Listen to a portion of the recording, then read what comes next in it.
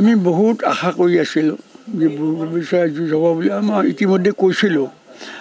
কাৰণ যোৱা বছৰ SOPৰ ওপৰত গভৰ্ণমেণ্টে দিয়া SOPৰ ওপৰত আমাৰ খেল হৈছিল। আমিও সেইটো পদ্ধতিতে SOP মতে আমাৰ এইবাৰ বুলবুল খেল হ'ব বুলি মই অলৰেডি টিভিত আপোনালোকক হেৰি জনাইছিলোঁ। কিন্তু এই দুখৰ বিষয় আমি কেছটো এটা ফাইল কৰিছোঁ এই ক্ষেত্ৰত।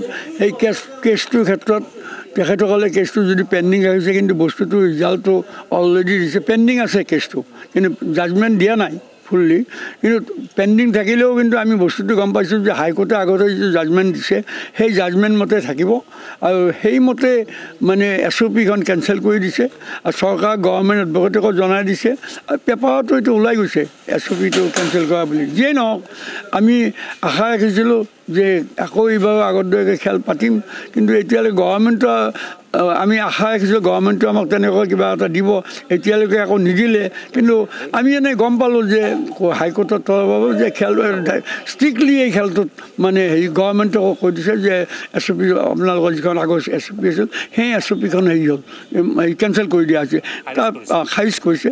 খাৰিজ কৰিলে এতিয়া দেখা যায় যে আমি আশাটো নাই আৰু কেনেকৈ, আৰু যদি কৰিব লগা হয় তেতিয়া হয়তো এগেইনষ্ট মানে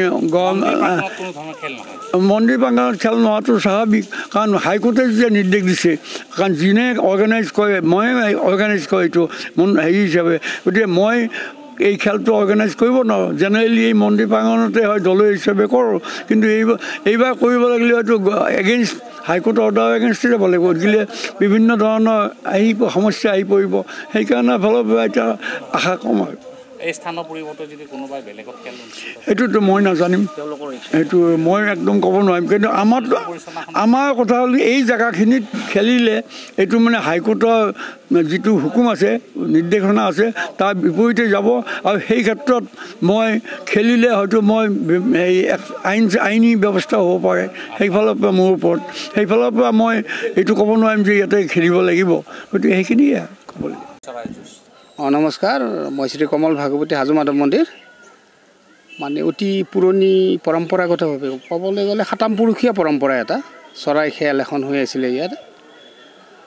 প্ৰকৃতিপ্ৰেমীসকলে কি ধৰণে কি অভিযোগনামা ক'ত কৰিছে মহামান্য আদালতৰ ওচৰত আমি বুজিব পৰা নাই কথাটো। বুলবুলি খেলৰ লগত মহাপ্ৰভু বিষ্ণুৰ এটা সুন্দৰ সম্পৰ্ক আছে চাগে।